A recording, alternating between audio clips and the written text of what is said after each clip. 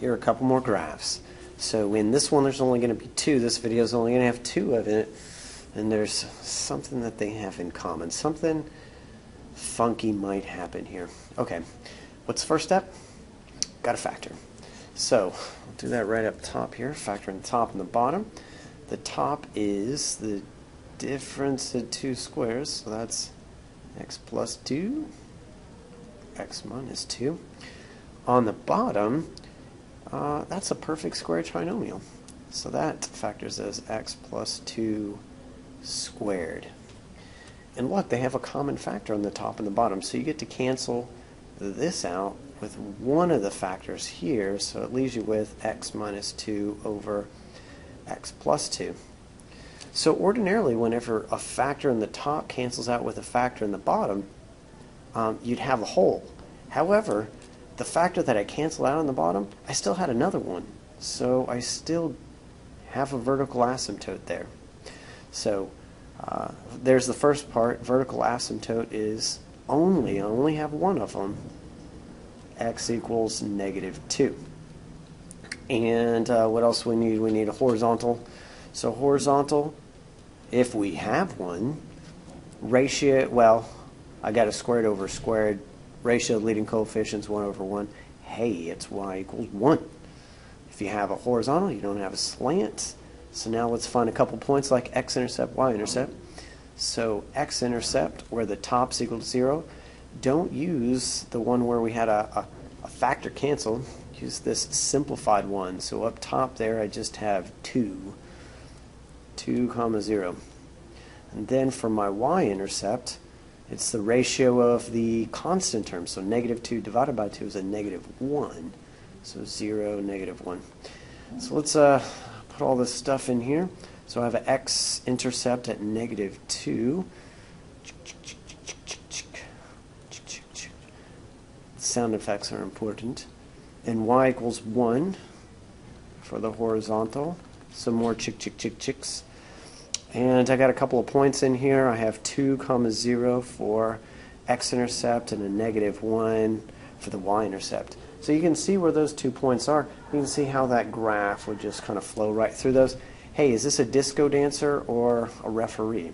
Well, since it's just basically raised to the first power here on the bottom, it's a disco dancer, going to go in opposite directions. On the right-hand side, this one has to start down in order to go through these 2 points. There we go.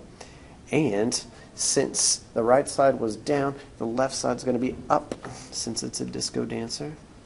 Sort of like that. There we go. So let's see how I did.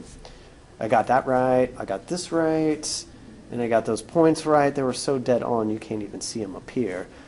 And then, ooh, a little bit off on that piece. But I got the general idea of that graph nice, and let's clear it so you get, no, let me try it again. Let's clear it, there we go. Make it look good. Now whenever all this is erased, I can just say, hey, that's what I had to begin with. What?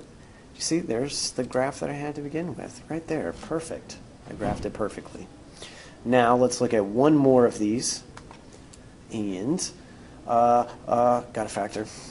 So up top, let's see, open our 2 set parentheses, x and x, got to multiply up to negative 6, add up to 1, so it's a plus 3 minus 2. On the bottom, just a GCF. I got x squared I can pull out of it, and then I'm left with an x plus 3. Okay, so again, I have a factor that cancels out. This time, when the factor cancels out, it generates a hole in the graph, a point of discontinuity, because I don't have another factor of x plus 3 on the bottom that's going to take its place. So this function simplifies down to x minus 2 over x squared. Okay? So vertical asymptote, I have x equals, well, 0 since it's x squared there. And since it's squared, this one's going to be a referee. Multiplicity of 2. So that is y-axis referee. That's cool. Let's see what else. We need a horizontal. Horizontal. The bottom is bigger than the top, so that's y equals 0. Dash that in there. Hey, where are my sound effects? And x-intercept, where the top is equal to 0, that's a 2. 2 comma 0. So right there, there's a point. Y-intercept, I'm not going to have one. None. Why am I not going to have one? Because I'm not going to have one. Oh, because the y-axis is a vertical asymptote. Okay. Oh, I've got one more thing that I forgot about, and that was this point that canceled out.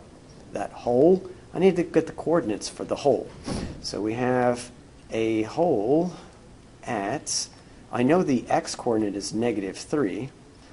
To get the y-coordinate, if I stick that back into the original equation, I'd get division by 0, so I can't do that. So I plug it into the simplified version of that. That's a little secret. It's a secret that I'll share with you. It'll give you the y-coordinate of where that hole is going to be. So -3, stick in there, get -3 minus 2 over -3 squared. On top, was that -5 over 9? -9, -5 over 9. So down here, oh, let me go ahead and complete that. -5 ninths. -3 over here. 1, 2, 3. And that's a little over half, so I'm going to say like right about there. Is that enough information in order for you to graph this? And the answer to that question is, it actually is. So since this one is down below, I cannot cross the x-axis because there's only one place where I cross the x-axis, and it's at 2. So this one must, absolutely must, go like this. It's the only logical thing for it to do. Since this is a referee asymptote, the other one has to also start down. Okay, and then it'll pass through this x-intercept. Now here's the question, what's it going to do? Is it going to keep on rocketing up to the sky? No, it's not. This one's kind of weird. It's going to bounce up above it, whoops, bounce up above it, but then come back down towards the asymptote because it's still trying to get to that asymptote. So let's look at the pretty graph for that one. So got that right, yes, that's all correct. You can't even see the points or whatever, so man, I was pretty almost dead on. Clean it up so you can see a nicer picture. Here we go. And see the little white point there? There's the exact location of where that hole turned out to be. That looks pretty cool. Looks pretty cool. Okay, so there's probably going to be one more video on a couple of more examples of graphing these rational functions.